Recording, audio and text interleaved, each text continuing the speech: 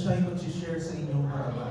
Pero tunay nga po, God is continually using people, ordinary people to be equipped and to be used by God. And tunay nga po, let us hear God's word through her. Palakpakan po natin ng Lord sa buhay po ni Sister Mara. And soon, magiging pastora na po siya.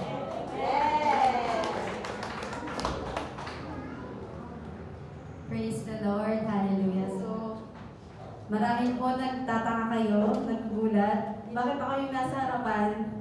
Ako din po nagulat ako. Pero naniniwala akong meron pong mensahe ibibigay si Lord sa umaga mo. Amen. Kaya po nang sabi niya sa word niya, better is one day in the house of the Lord than 1,000 elsewhere. So, sino po dito sinadya niya talaga na magpunta dito sa lugar na ito? Amen. Kasi sabi nga, better is one day. Higit daw po na mainam na narito tayo kesa nasa ibang lugar tayo ngayong araw na to, ngayong oras na to. At naniniwala ko sa mga tunay na nagnanais na sinadya talagang pumunta dito para makapakinig, magpuri, magpasalamat sa Panginoon, may ibibigay na himala si Lord sa inyo. Amen. Malakas na palakpak po minsan pa sa ating Panginoon. Hallelujah, hallelujah. So bago po ang lahat, tayo po muna yung manalangin bago po ako magsimula. Lord, we praise you, we glorify your name. Salamat Panginoon sa umagang ito. Salamat dinako mo kami sa lugar na ito. At hayaan mo sa aming pong oras ng pakikinig ng iyong salita. Allow me, allow your servant, Lord, to teach your word, to share your word with love, with compassion, with grace. At buksan mo ang isip, ang puso, ang mga mata ng pananampalataya ng iyong mga anak na makikinig sa iyong mga salita. Mangusap ka po, kumilos ka banal na spirito sa lugar na ito. At naniniwala kami, Panginoon, may gagawin kang dakilang bagay sa bawat isa sa amin. And we give you all the praises, the glory in Jesus' name. Amen, amen. So, hindi na po ako magpapaligoy-ligoy. Allow me to share my message and topic of today. At ang title po ay Winning Spiritual Battle Through Offense. Ulitin ko po, Winning Spiritual Battle Through Offense. So, when we say or kapag po naririnig natin yung spiritual battle, ano po ba yung agad na pumapasok sa isip natin? Amen? For some people, ang naiisip doon, pag spiritual battle, parang nakakatakot. Diba? Parang it is something scary. Diba? Kapag spiritual battle, ay, demons yan. Ay, darkness, kasamaan yan, kadiliman. Amen? Sa iba naman, ang naiisip, merong matinding kasalanan. Amen? Pag spiritual battle, naiisip niya, kasalanan, let's say addiction, amen, or depression, o di naman kaya temptation, amen. Nagyayari yung mga battle na to kapag may malala na tayong sitwasyon. Ano pa po? Yung iba naman sa tingin nila ang spiritual battle nangyayari sa church, dito po sa loob na to, ng simbahan na to. Pakilingon naman yung katabi mo, tingnan mo kung natutulog. Yan. Kasi minsan baka spiritual battle nila yung antok. Amen? O di naman kaya yung prayer or kaya kapag nag-worship tayo, nahihirapan tayo kasi iniisip natin may spiritual battle. Amen? Yung iba naman naiisip na nila lahat ng problema nila, kung ano man yung maranasan nila, matindi man yan o mababaw na problema, spiritual attack agad yan. Amen. Sa trabaho mo, may spiritual attack agad. Yung boss mo. O kaya sa pag-aaral mo, papasok ka pa lang sa school, yung professor mo, ang dami-dami ng pinapagawa, nape-pressure ka na. Okay? O kaya sa family mo, you are being rejected, you are being, lagi na lang may away, lagi na lang may gulo. Diba? Spiritual battle agad. Amen? Pero gusto ko lang pong sabihin sa inyo, ang spiritual battle natin, hindi lang yan basta it's because nakakatakot or kaya meron tayong matinding mga pinagdadaanan. Pero ang spiritual battle natin talaga ay everyday. Yun po yung unang pumapasok sa isip ko eh. Spiritual battle is everyday. Sabihin nga natin, everyday. Ito yung battle na nangyayari sa atin sa araw-araw. Kasi ang battle na to, kalaban mo isip mo. Amen? Kalaban mo puso mo. Ano pa? Kalaban mo faith mo. Amen? Pagkising mo pa lang, ano agad yung naiisip mo? Minsan nag-aalala ka agad. Sino po yung gano'n? Parang pagkising pa lang, stress na agad. Diba? Imbis na magpasalamat ka muna kay Lord, Lord, salamat sa panibagong buhay. Naiisip mo agad yung mga problema mo. Amen? Sino po yung gano'n? O kaya, yun nga po, sabi ko habang nagtatrabaho, habang nag-aaral ka, merong agad pressure, meron agad stress, nadi-discourage ka agad sa mga nakapaligid mo. Amen? O di naman kaya, especially kapag nag-iisa ka lang. Nag-iisa ka na lang. Diba? Andun yun eh. Doon matindi yung spiritual battle pag mag-isa ka na lang. Tingin niyo po bakit? Kasi ang daming lies na pumapasok sa isip mo. Amen? Sabihin mo sa katabi mo, delikado mag-isa. Kaya wag kayong mag-iisa kasi yun nga, daming pumapasok sa isip mo. Amen? Gaya ng di mo kaya yan, hindi ka enough, di ba? Imposible nang mangyari sa'yo yan. Yun kasi yung mga usual na pumapasok po sa isip natin. Amen? And karamihan po sa ating mga Kristiyano, we approach this kind of battle in defense mode. Sabihin nga po natin, defense mode. So, for example, when we approach a kind of battle in defense mode, parang when we always say, Lord, protektahan mo po ako ngayong araw na to. Lord, huwag mo akong iiwan, huwag mo akong pababayaan. O di naman kaya, Lord, sana malagpasan ko itong problema ko na to. Diba? Na parang yung lagi natin ganong prayer, para bang nakaasa lang tayo sa gagawin ng Diyos sa buhay natin. Amen? Totoo. Hindi po masamang ganun yung panalangin. Diba? Na kailangan natin ng tulong ng Lord. Kailangan natin si Lord, humingi tayo ng tulong sa Kanya.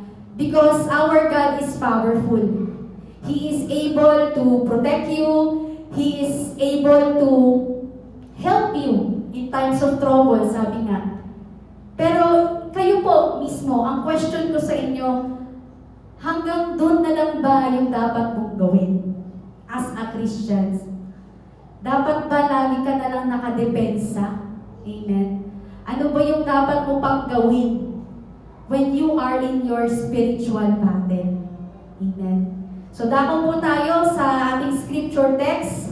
Introduction pa lang po yun. So, sabi po sa 2 Corinthians 10, kung meron po kayong mga Bible, or sa phone po ninyo, or even dito sa screen po natin, pwede po natin basahin. 2 Corinthians chapter 10, verses 3 to 5. Basahin ko po. Verse 3, For although we are walking in the flesh, we do not wage war in a fleshy way. Verse 4, Since the weapons of our warfare are not fleshy, but are powerful through God for the demolition of strongholds, we demolish arguments. Verse 5, In every high-minded thing that is raised up against the knowledge of God, taking every thought captive to the obedience of Christ. Praise the Lord. So, dito po sa verse na binasa natin, nung binasa ko tong verse na to, it's like Paul is teaching us, sinasabi ni Paul sa atin na we should actively fight back. Dapat daw lumaban tayo. Amen. Kasi sabi doon sa pinakaunang binasa natin, we do not war according to our flesh.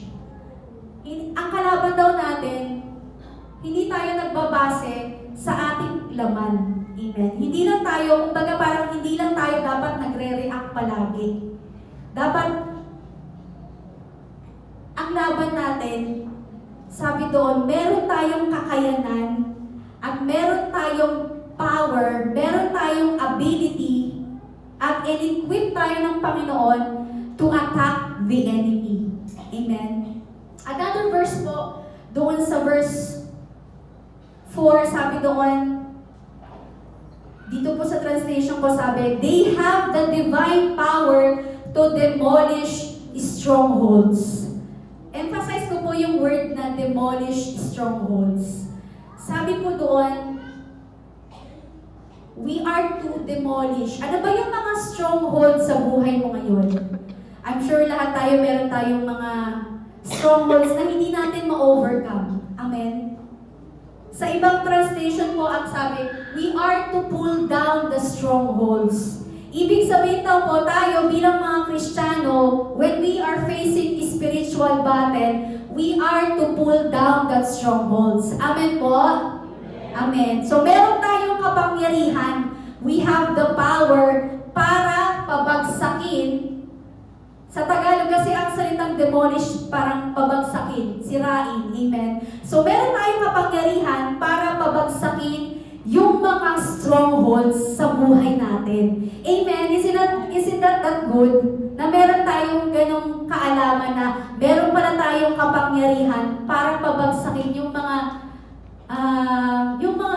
gumagapi sa buhay natin. Amen. Yung mga dapat gusto nating i-overcome. Problema man yan, diba? Bad habits man yan. Kaya natin yung pabagsakin. Amen?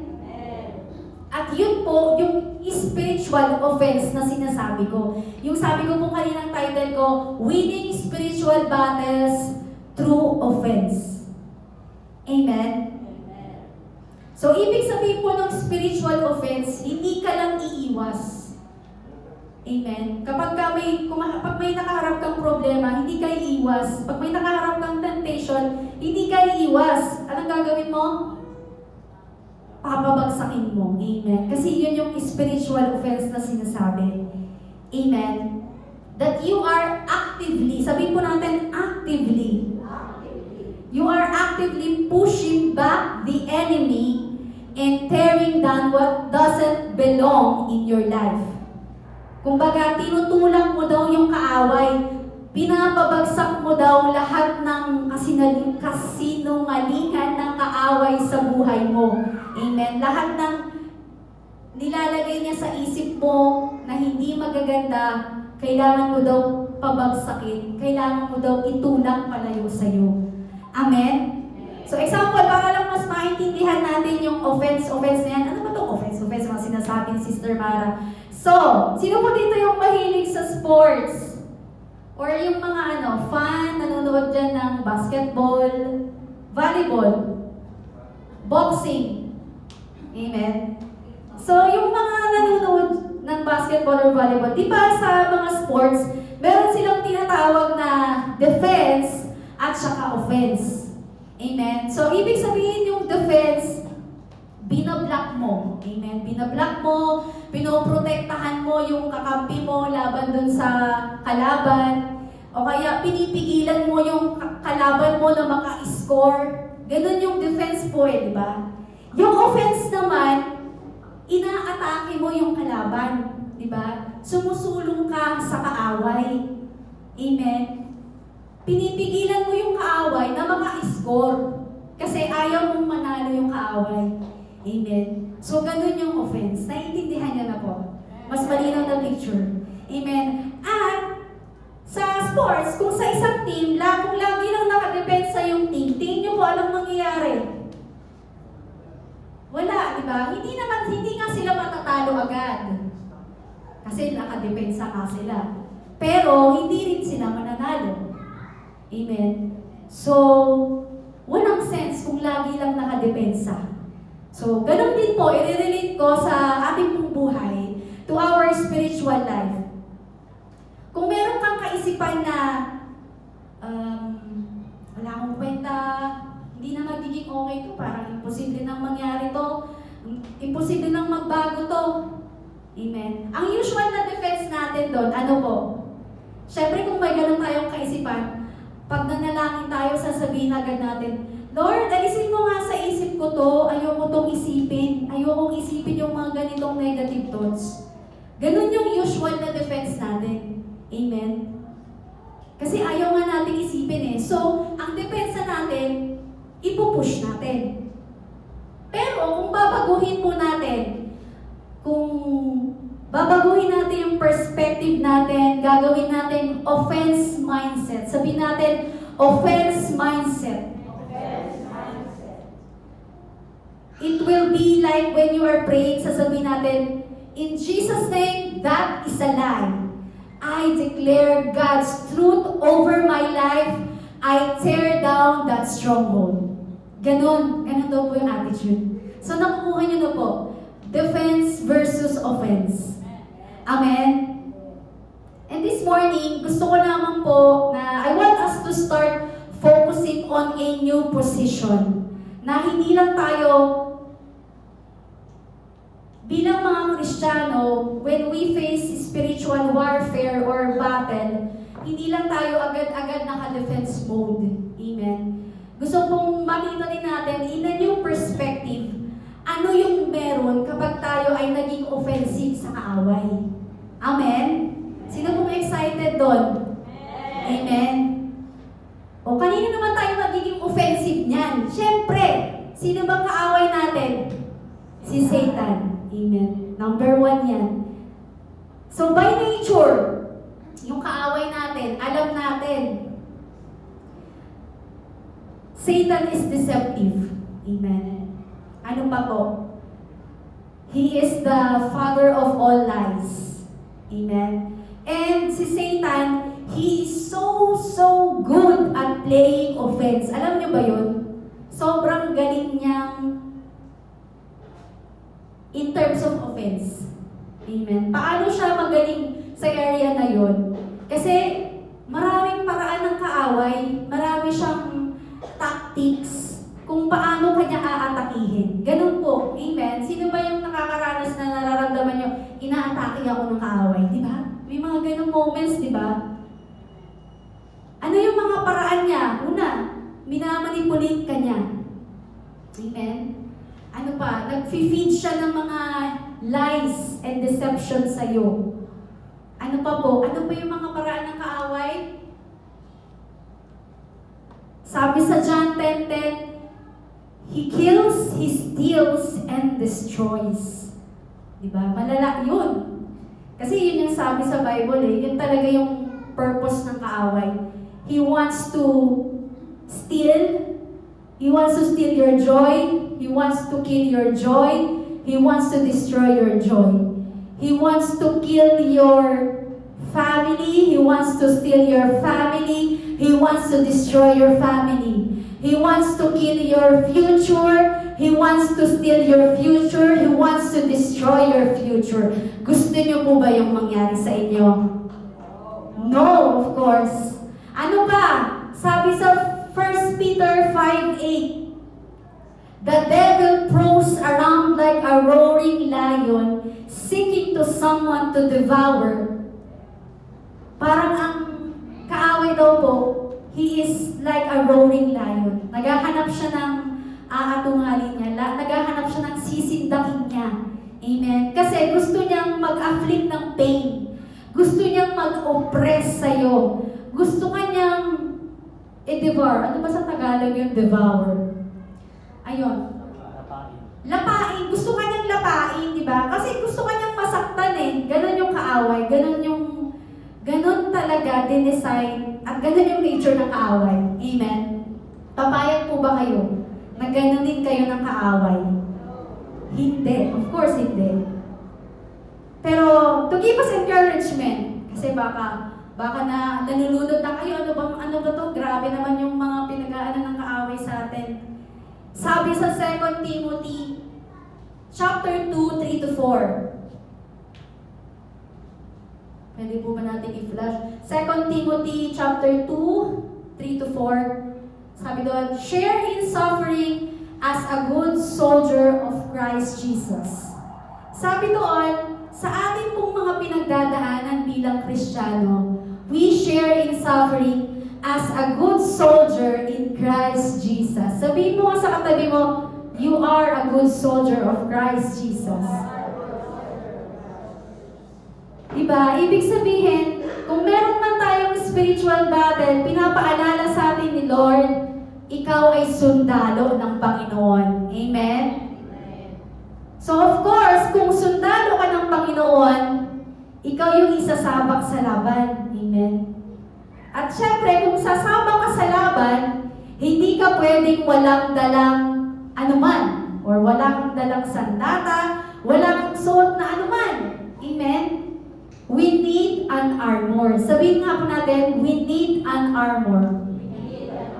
So as soldiers of Christ, armor is what we need. And that armor is described in Ephesians 6. Ephesians 6, kung naalala niyo, kung familiar po kayo sa verse na yon. So dadaanan ko lang po itong verse na to para mas maintindihan natin yung context po ng ating pong pinag-aaralan sa umagang ito. Daanan ko lang po, sabi doon, finally, be strong in the Lord and in His mighty power.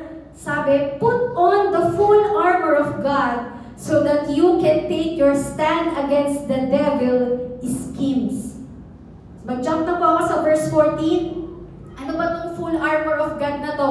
Sabi doon, verse 14, stand firm then with the belt of truth buckled around your waist, with the breastplate of righteousness in place, and with your feet fitted with the readiness that comes from the gospel of peace. In addition to all this, take up the shield of faith with which you can extinguish all the flaming arrows of the evil one. So bilang sundalo, mahalaga po na meron tayong kalasag, meron tayong protection as we go in our battle. Pero balik po tayo, so dinaanan ko lang po, sabi ko, balik po tayo sa ating scripture text kanina.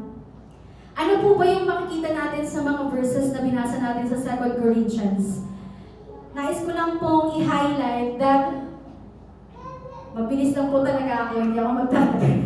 So, nais ko pong i-highlight, we can go offensive with the enemy in our spiritual battle. Amen. Pwede pala tayong maging offensive sa kaaway. Hindi lang tayo dapat depensa lang ng depensa. Amen? Because, number 1, sabi doon sa verse na binasa natin, we have mighty weapons to know, to struck down strongholds. So, ano tong mighty weapons na to? Na magpupull down ng mga strongholds natin? Of course, Word of God. Salita ng Diyos.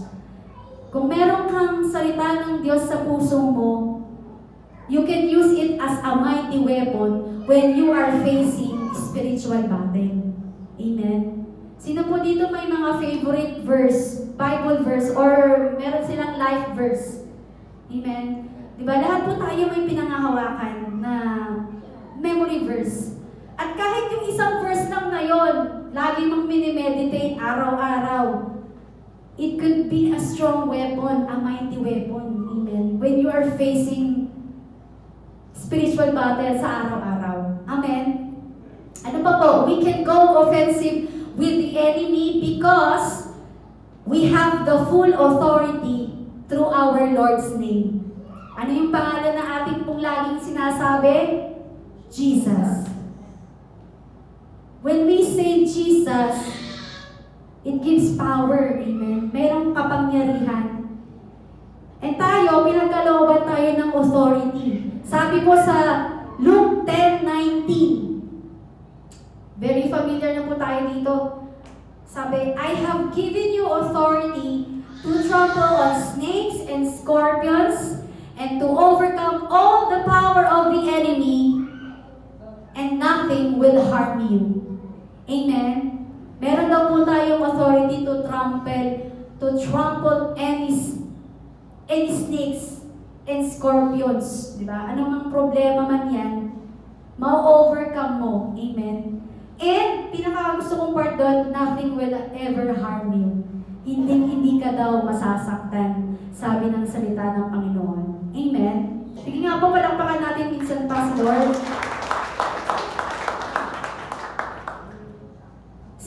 Jesus po, hindi po siya naparito just to make peace with the enemy. Si Lord hindi siya bumaba sa langit para lang magkaroon ng kapayapaan or to make peace sa kaaway. Bumaba siya dito sa lupa, nagkatawang tao, because He wants to destroy the works of the devil. Amen. At gaya ni Jesus, tayo po ay tinawag not just to defend, but to attack the darkness and to destroy the devil's work. Amen? Amen po. So, may share lang po ako ng mga ilang kwento ng mga characters sa Bible. How can we relate it sa ating pong topic? So, number 1, si David. Sino pong nakakilala kay David dito? Diba? Very familiar tayo kay David. And sa kwento ni David, nung kinalaban niya si Goliath, diba? Si David, hindi siya naghintay na atakihin siya ni Goliath. Amen? Instead, ano pong ginawa ni David? Siya yung siya yung nauna, siya yung nag-move forward papunta kay Goliath. Hindi niya inantay na atakihin siya. Amen? And ang ganda doon, verse 45-46, ang ganda ng declaration niya eh. Sabi niya dito, sa verse 45 to 46, 1 Samuel 17, basahin ko lang po. 1 Samuel 17, verse 45, sabi niya, "You come against me with sword and spear and javelin, but I come against you in the name of the Lord Almighty, the God of armies of Israel, whom you have defied." Sabi niya, "This day the Lord will deliver you into my hands, and I will strike you down and cut off your head. This very day I will give the carcasses of the Philistines' army to the birds and the wild animals, and the whole world will know that there is a God in Israel." Hallelujah. So dito, sabi niya bago niya atakihin si Goliath, yan na agad yung dineclare niya. Ano po? Dineclare niya na agad yung victory. Diba? Sabi niya, "I will strike you down and cut off your head." Diba? Ang lakas ng faith ni David. Amen? Ano yung offensive move na ginawa ni David doon? He stepped forward in faith. Hindi lang siya nag-step forward sa faith, pero sinamahan niya ng action. Amen? Kasi dyan pa lang sa verse na yan, andun na yung faith niya. Andun na yung confidence niya na matatalo niya si Goliath. Tapos, after niyang sabihin dyan, strike down niya si Goliath. And the rest is history. Amen? Ano pa po? Another story or another character. Si Gideon, isang lingkod din ng Panginoon sa Old Testament. Si Gideon, tinawag siya ng Panginoon para mag-lead sa isang battle against the Midianites. Tapos, konting background lang po para mas makilala natin sino si Gideon. Si Gideon, dun sa Book of Judge, so, nung tinawag siya ng Panginoon para mag-lead sa isang battle, para talunin yung mga Midianites na gustong sumakop sa mga Israelites, sabi niya, "O sige Lord, eto, meron akong 32,000 na army against the Midianites." Tanong niyo po, ilan yung kalaban ng mga Midianites? Ilan? 135,000, sabi sa Bible. O di ba ang dami? Pero madami na din yung nadala niyang army ng mga Israelites. 32,000, di ba? Biruin mo yun, madami na yun. Pero ano pong response ni Lord sa kanya? Hindi ko kailangan ng ganyang karami. Bawasan mo yan, sabi ng Lord. Hanggang sa nagbawas siya, at ilan yung natira? Ilan po? Tanungin nyo. 300. Di ba? Bakit naging 300? Sa tingin nyo po, yung kalaban na 135,000, kakayanin kaya magdadayo ng 300 na men? Diba? Parang iisipin mo napaka-imposible. Amen? Pero, they feel outnumbered. Parang kung ikaw yung maglilid, parang panghihinaan ka ng loob. Kung hindi ganun yung faith mo. Pero, tinuloy nila, nagtiwala sila sa Panginoon. Kahit na kung konti sila, nilaban pa rin nila. Amen? Ano doon yung offensive move? Ano offensive move doon? Na kahit kung konti sila, nagtiwala sila sa Panginoon. Amen? So tayo din, kung nakakaranas tayo ng kakapusan, yung budget natin, parang akala mo hindi nakakayanin sa isang linggo. Diba, Lord, ano nang gagawin ko dito sa nagkakasyang pera na to? Diba, even in small resources that we have, the Lord can always provide and help you. Amen? Amen. He just need to trust you. Amen. Gusto niya lang magtiwala ka sa Kanya. Amen? So, another story pa po. Dalawa na lang to. Dalawang story. Para lang mas ma-internalize natin habang inaaral po natin itong topic na to. Pangatlong story, si Jesus. Si Jesus na. New Testament. Si Jesus, nung alam niyo po yung nagpunta si Jesus sa wilderness, sa ilang, siya ay nag-fast sa Matthew 4, chapter 4 sa Matthew. Siya ay nag-pray and fast sa wilderness for how many days po? 40 days. 40 days, di ba? Ang tagal lang. Sino pong kaya mag-fasting ng gano'n? As in, wala. Si Jesus, absolute fasting. Walang water, walang any kahit ano. Diba? Ako nga pag nagfa-fasting po nanghihina agad ako, mga ilang araw pa lang. Pero may pa ako nun may kinakain pa ako nun. Isang meal, ganyan. Pero si Jesus, wala talaga As in, pure prayer lang talaga. And then, there came a time na siya ay tinempt ni Satan. Amen? Diba? Ang dami, tatlong beses siyang tinempt. Diba? And then, ano pong sinabi ni Lord sa kanya? Ano yung naging offensive move ni Jesus? Diba? Sa every attack, sa every temptation na nilatag sa kanya ni Satan, ano po yung binato ni Lord sa kanya? Salita ng Panginoon. Amen? Kung babasahin niyo po yung chapter na to, sabi na sa Matthew 4:4, ayan, it is written, man must not live on bread alone, but on every word that comes from the mouth of God. So, si Jesus, ginamit niya yung salita ng Panginoon as a weapon against the enemy. Ganon din sa atin. Kaya-kaya natin gawin yun yung ginawa ni Jesus. No, if you're feeling na inaatake ka ng kaaway, anong pinakamagandang weapon na pwede mong ibigay or ilaban sa kaaway? Salita ng Panginoon. Amen po? Amen. Amen. So, kasi, yung ginawa ni Lord, parang it's a reflection na pagdating ng panahon, pag naranasan natin yung mga ganong temptation, paano yung ginawa ni Jesus, ganon din yung gagawin natin. Amen po? Amen. Okay, last story, last character.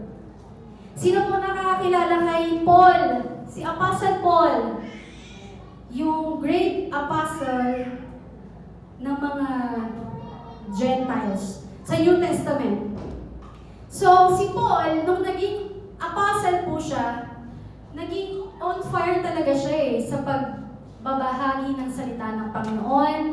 Siya ay nagpipreach sa iba't ibang lugar, sa bansang Rome, sa iba't ibang bansa po, sa Greece, ganyan. Humahayo siya talaga.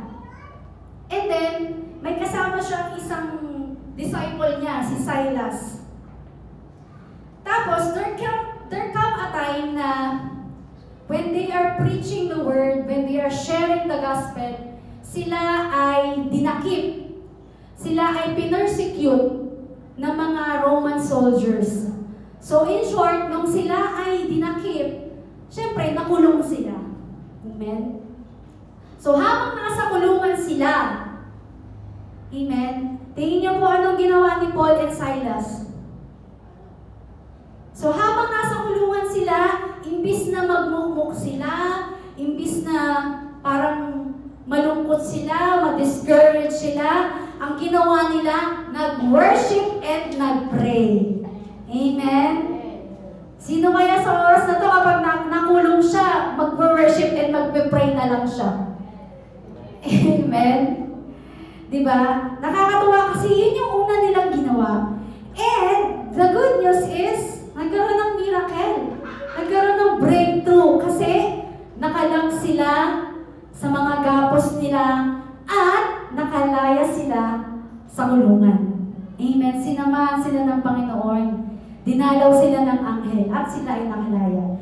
So, ano yung offensive move doon? Kapag ikaw ay inaatake ng kaaway, amen, atakihin mo din siya ng worship at saka prayer. Gaya ng ginawa ni Paul and Silas. Amen. Sino dito yung mahilig makinig ng worship songs?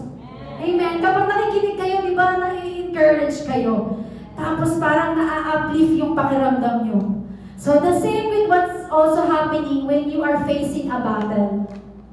Attack it with worship and prayer. Amen. Di ba? Ang ganda nun. Hindi mo lang atakihin yung kaaway sa salita ng Panginoon, pero aatakihin mo na rin siya sa worship and prayer. Amen. Kasi si Satan, ayaw niya na nag-worship tayo kay Lord.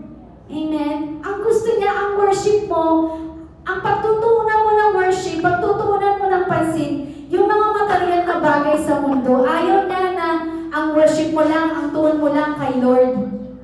Gusto niya ma-focus ka sa mga maling bagay. Gusto niya ma-focus ka sa mga material na bagay. Kaya ayaw na ayaw ni Satanas na nag-worship ka. Amen. Sige nga po, palakpakan po natin minsan pa si Lord. Thank you, Lord. Hallelujah. So, malapit na po ako matapos. Going offensive in a spiritual sense is all about being intentional. Pag tayo daw po ay magiging offensive sa ating spiritual life, dapat daw po intentional tayo. Dapat sinasadya nating gawin. Amen?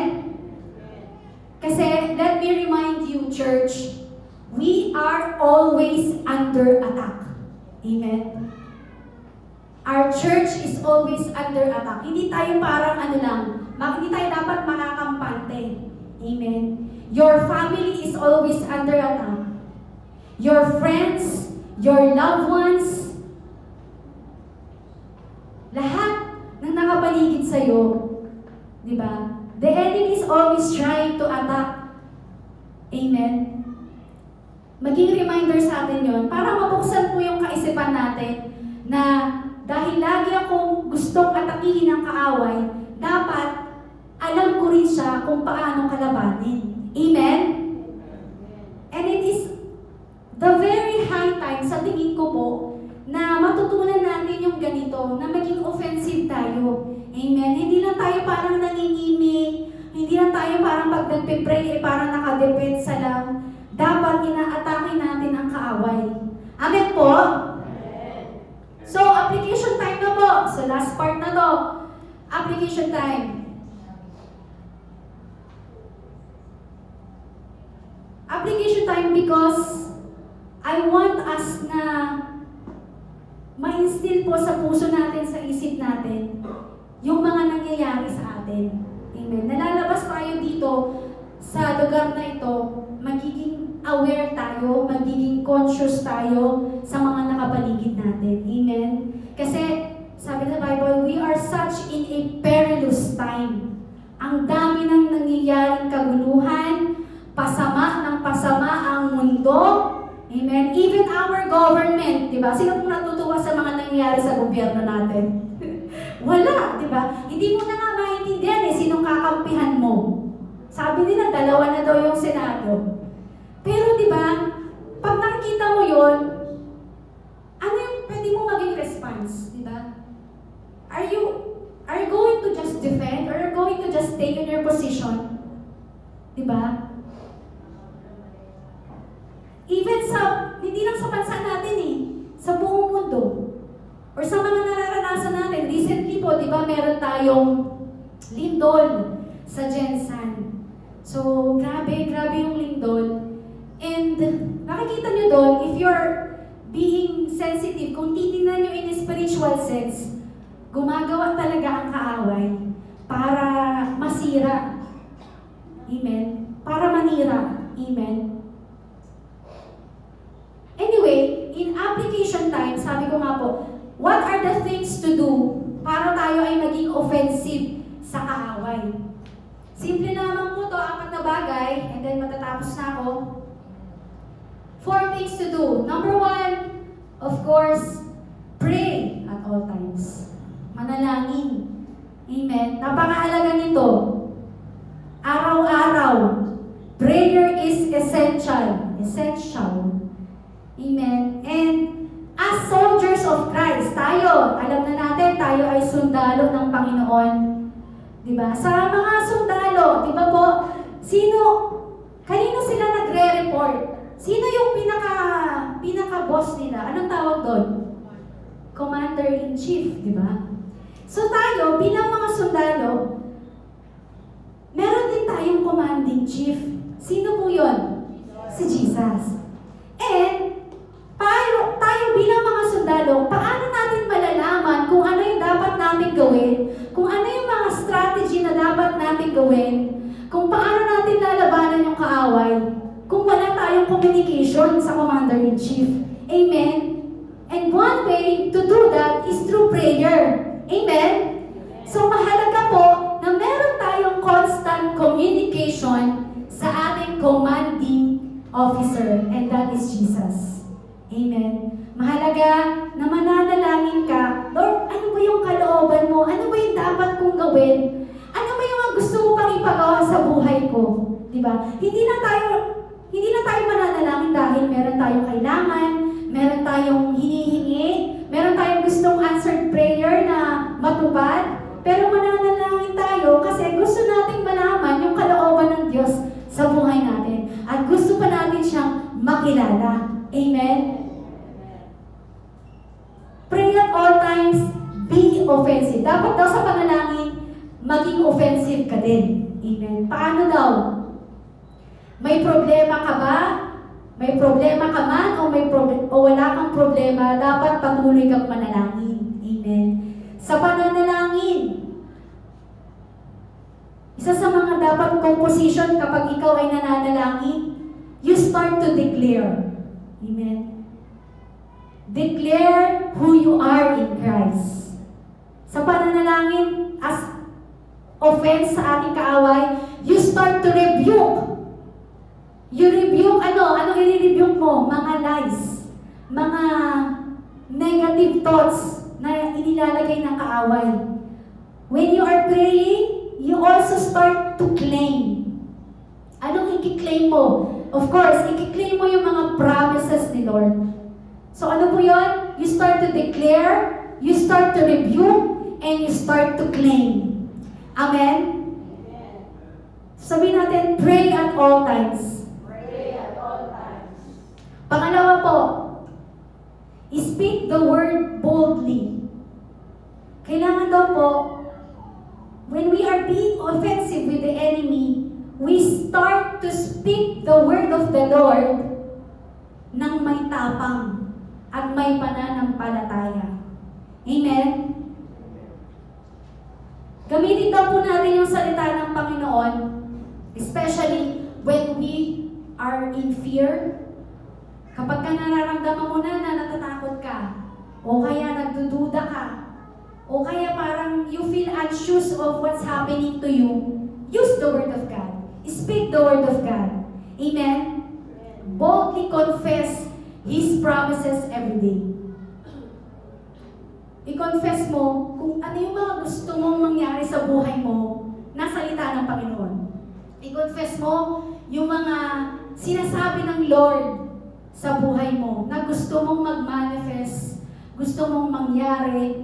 Amen? Gusto mong maranasan sa buhay mo. Amen? Kailangan hindi lang natin to sasabihin na parang, I am the righteousness of God. Hindi. Kailangan, gusto ng Panginoon, sasabihin mo with bold and faith. Amen? Mararamdaman ng kaaway, mayayanig yung kaaway every time na sinasabi mo yung salita ng Panginoon. Amen? Kasi ang kaaway, takot siya sa salita ng Panginoon. Amen? Ano pa po? Pangatlo, how to go offensive with the enemy? Walk in authority, not in insecurity. We should, as Christians, as soldiers of Christ, we should walk in authority daw. Ano po ibig sabihin nun? Dapat alam natin yung identity natin sa Panginoon. Amen? Example, yung mga government officials po natin. Di ba? They know their position. Halimbawa, yung presidente natin. Dahil alam niya yung position niya, when he enters a room, he is walking with authority. Lahat ng tao sa kanya nakikinig, lahat ng tao sa kanya nakatingala, lahat ng tao sa kanya nakatingin. At doon pa lang, dahil alam ng presidente yung position niya, na meron siyang mataas na position, he knows that he has the authority. Ganon din po sa atin. Pag alam natin yung identity natin sa Panginoon, kung sino tayo sa Panginoon, paglalakad tayo, paglalabas tayo ng bahay, masisindak agad yung kaaway sa atin. Amen? Ay, anak to ng Diyos. Hindi ko to kaya. Diba? Kasi nararamdaman niya na meron kang authority, na meron kang confidence. Diba? Ano po ba yung mga identity natin sa Panginoon? You are the righteousness of Christ in Jesus. Ano ba? You are more than conquerors through Christ. Ano pa po? You are highly favored. Amen? Ano pa? You are victorious. Ano pa? Madami! Madami tayong pwedeng i-quote, marami tayong pwedeng i-claim. Diba? Dapat isa puso natin na ito yung identity ko sa Panginoon. Hindi ako matatalo ng kaaway kasi anak ako ng Panginoon. Amen? Malakas na palakpak po, minsan pa.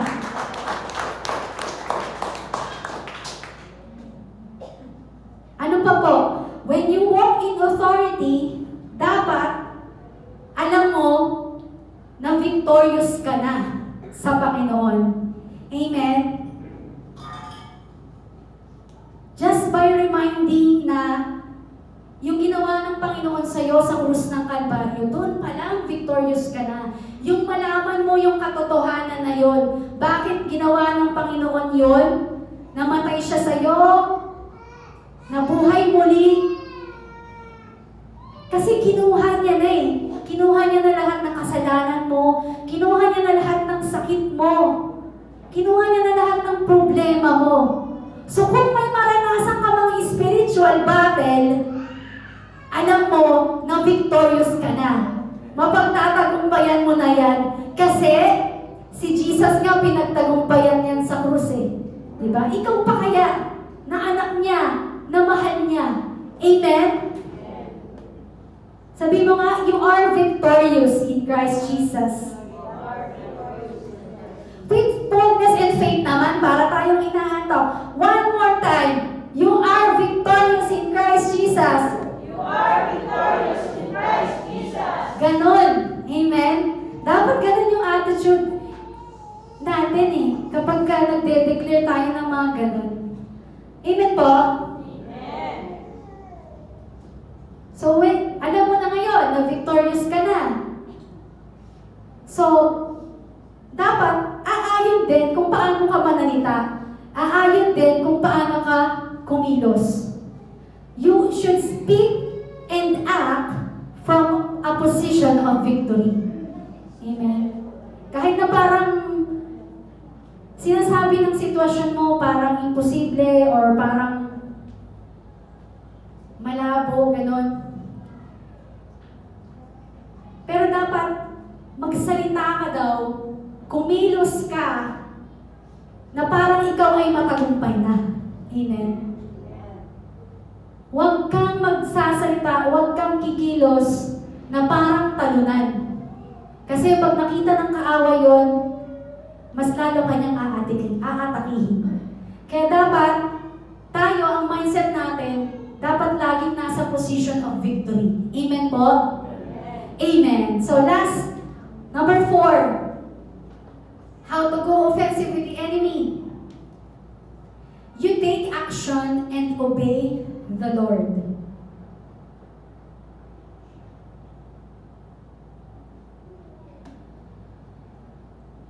How can we take action and obey the Lord?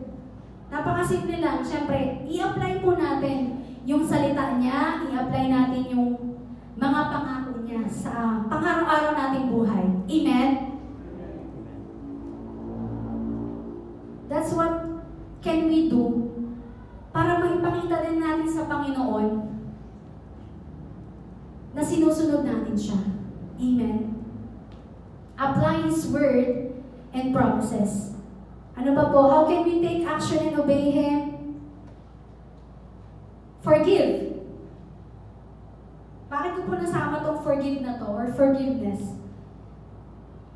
Kasi hindi ka magtatagumpay sa isang laban kung may galit ka o kaya may sama ng loob ka. Amen? O kaya may bitterness ka. Isang hindrance po yun na kailangan nating ma-overcome. Forgiveness. Amen. Hindi ko po alam kung ano po ang ating mga sitwasyon ngayon. Pero I hope and pray na kung meron mang nakasakit sa inyo, kung meron mang nag-agabyado sa inyo, at hanggang ngayon parang nakakaramdam pa din kayo ng sama ng loob, then I think it's time to forgive. Sabi ng Lord, how many times should you forgive a person? 70 times 7. Ibig sabihin, kahit gaano pa kasakit yung ginawa niya sa'yo, diba? Pray na ma-forgive mo rin siya. Kasi ang Panginoon, pinatawad ka din niya eh. Amen? At isa pa po, bagay, hindi makakapasok ang blessing or hindi mo talaga tuluyang mararanasan yung blessing na inaasam mo kung meron ka pong unforgiveness sa puso mo. Amen? Yun sabi ng Lord eh, forgive. Forgive your enemy. Yun lang isa sa mga paraan para ma-obey natin siya. Forgive your enemy. Amen? Ano pa po? You step out in faith. Paano tayo mag-i-step out sa ating faith? Amen? Itataas natin yung level ng faith natin. Amen? Nasa tuwing tayo ay makakaranas ng spiritual battle, yung faith na meron ka kahapon, dapat ngayon mas mataas na. Amen? At yung faith na meron ka sa kinabukasan, dapat taasan mo ba? You should always step out in faith. Amen? That's how can you be offensive with the enemy. Kasi nakita niya, tumataas ng tumataas, tumatatag ng tumatatag yung faith mo, lalong mahihirapan siyang pabagsakin ka. Amen? Ano pa po? Share the word. Take action and obey the Lord by sharing the word. Amen? Sino po dito yung may struggle sa pagbabahagi ng word? Amen. Ako po personally, mahihayin po talaga ako. Mahihayin po ako. Hindi po ako sanay talagang magturo. Pero sa biyaya ng Panginoon, na-equip ako, nagkaroon ako ng mga knowledge at naturuan po ako kung paano magbahagi ng salita ng Panginoon. Through teaching po. And sa una, syempre, yung pakiramdam na hindi ka komportable, na parang kinakabahan ka, natatakot ka. Pero sabi ng Lord, share mo pa rin, even if you feel uncomfortable. I-share mo pa rin yung word kahit na parang natatakot ka.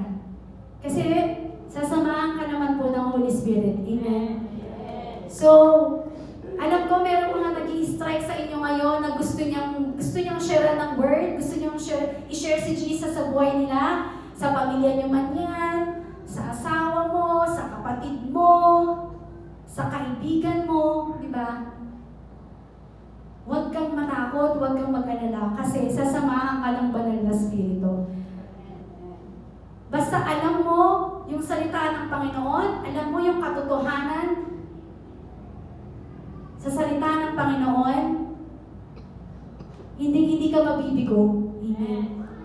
Hindi ka mabibigong i-share yung salita ng Word, ng Lord sa buhay nila. Amen. At alam ko, super hinog na tayo. Di ba? Lagi po tayong ini-encourage ni Pastor James, ni Pastor Amen, na go out. Di ba? Mag-share ng Word. Kasi hinog na tayo. Lahat tayo dito, alam ko, leaders na tayo. At kayang-kaya nating magbahagi ng salita ng Diyos. Amen po? Malakas na palakpak po sa Panginoon. Amen. So, again, recap po. What are the things we should do to go offensive with the enemy? Pray at all times. Pangalawa, speak the word boldly and with faith. Pangatlo, walk in authority, not in insecurity.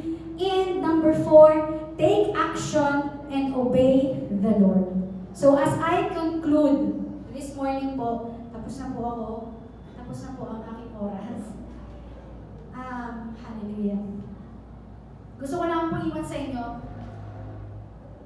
tinawag po tayo to fight hindi lang po in defense mode, but also in offense mode. Para saan? To advance the kingdom of God and to defend ourselves against the works of the enemy. Amen. Tayo po, alalahanin natin lagi, meron na tayong authority, meron na tayong power, di ba? Lahat na yung pinagkaloob na sa atin ng Panginoon. We just need to know how to use it properly. Amen po? So, ngayon, mamaya lalabas tayo, di ba? For sure, may spiritual battle agad. And I hope ma-apply po natin itong mga narinig natin sa umagang ito. Hindi na ngayong araw, pero sa mga susunod pang araw. Di ba? Matutunan natin maging offensive. Kasi isa sa mga, bago ko po to mabuo itong preaching na to, I was just reminded recently, dahil, as you all know, marami po tayong, siguro parang sunod-sunod yung mga nangyari sa ating mga kapatiran na sila po ay inuwi na ng Lord. And syempre, nakakalungkot sa puso, isipin, na yung mga lingkod ng Panginoon na yun, namatay dahil sa sakit. And na-remind lang ako ng Lord na it's because you are always under attack. And what should you do is to be offensive. Diba? Matutunan mong lumaban. Diba? It's a reminder for us, it's a wake-up call to us. Siyempre, wala na tayong magagawa dahil sila ay inuwi na ng Panginoon, yung mga kapatiran natin na yun. Pero tayo, habang tayo nandito nabubuhay, ano po yung dapat pa natin gawin? Kung tayo ay makaranas ng sakit, makaranas tayo ng kahirapan, makaranas tayo ng mga problema, ano yung dapat nating response sa kaaway? Maging offensive po tayo sa Kanya. Amen? Matutunan nating labanan yung kaaway. Kasi ang kaaway, sa totoo lang, wala na talaga siyang power sa buhay natin. Nagkakaroon lang siya ng power kasi because of lack of faith. Nagkakaroon siya ng power dahil nakikita niyang nanghihina ka. So I just want you to encourage just today na maging malakas tayo, mag-ipon tayo ng mga salita ng Panginoon na lagi natin i-meditate at magiging weapon natin kapag tayo ay inaatake ng kaaway. Amen po? Amen. So last verse lang po na iwan ko, John 4:4. We are an overcomer. At kahit anumang atake o laban ng kaaway sa atin, we can overcome. Kasi sabi doon, greater is Jesus, greater is He that is in us than he who is in this world. Higit na dakila, higit na malawak, higit na malaki ang Diyos na meron sa akin, na meron sa iyo, na meron sa atin, kaysa sino man na nandito sa mundo. Amen. So yung kaaway na yan, yung devil na yan, wala yan pag si Jesus ang hinarap mo sa Kanya. Amen. Huwag kang mag-alala, huwag kang matakot na atakihin yung kaaway kasi ang Diyos, si Jesus ay nasa iyo, si Jesus ay nasa akin. He is with you, He is for you, He is with us. Amen? Sino dito na alam niya sa sarili niya na si Jesus nasa puso niya, nasa buhay niya na? Amen. Malakas na palakpak. Hallelujah. Hallelujah. Meron po ba tayong tinanggap sa umagang ito? Amen. So, let's continue just to fight the good fight of faith. Fight the good fight of faith sa ating Panginoon. Sige po, tayo po'y tumayo. Tayo po'y mananalangin. Hallelujah. Hallelujah.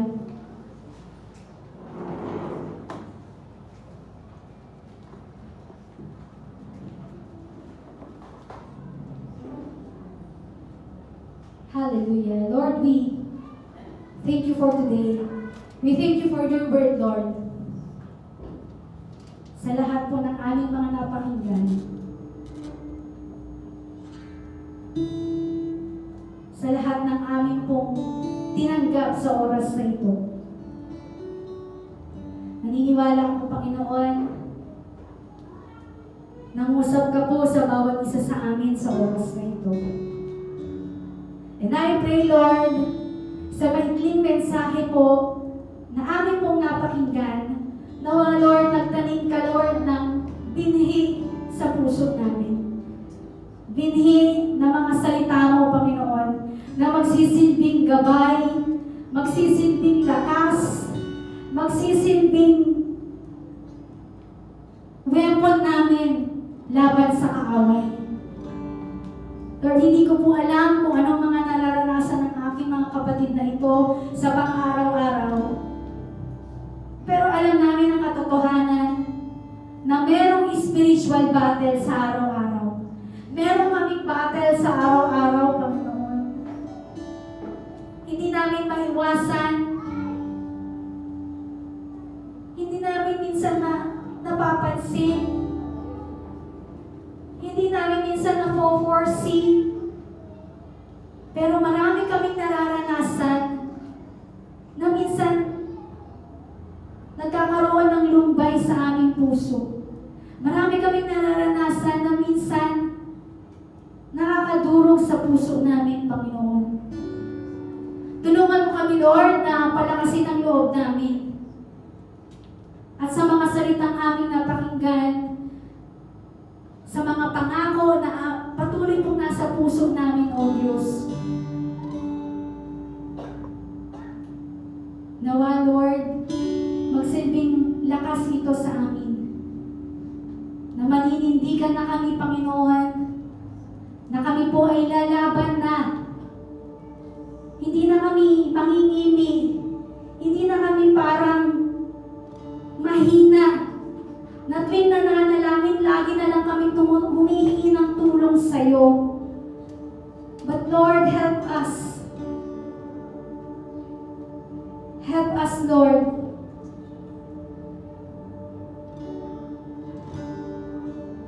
Na i-apply, Lord, ang mga dapat namin gawin. How to attack the enemy. How to be offensive with the enemy.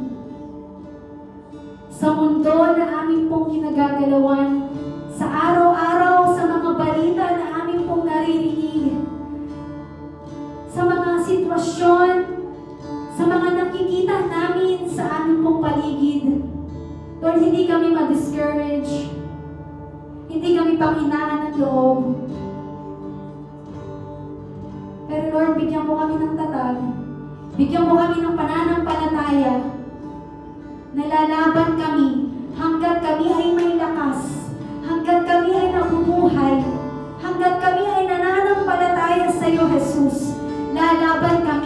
kaaway. Pagkat ang kaaway ay talunan na.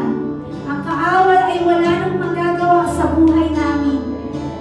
Ang kaaway ay talunan na.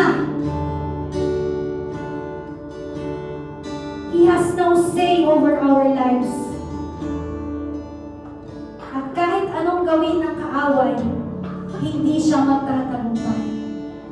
For greater is He that is in us than he who is in this world. Thank you, Jesus. Thank you, Father. Hallelujah, hallelujah. Minsan pa sa oras na ito, bago po tayo tuluyang tapos sa pananalangin, tayo po ay umawit, magbigay ng pagsamba. At gaya po ng sinabi natin kanina, sa ating isip, sa ating puso, alam natin na meron na tayong authority. At kayang-kaya natin gamitin ang Panginoong, ang pangalan ng Panginoong Jesus against the enemy. Let's just continue to speak the name of Jesus as we worship Him.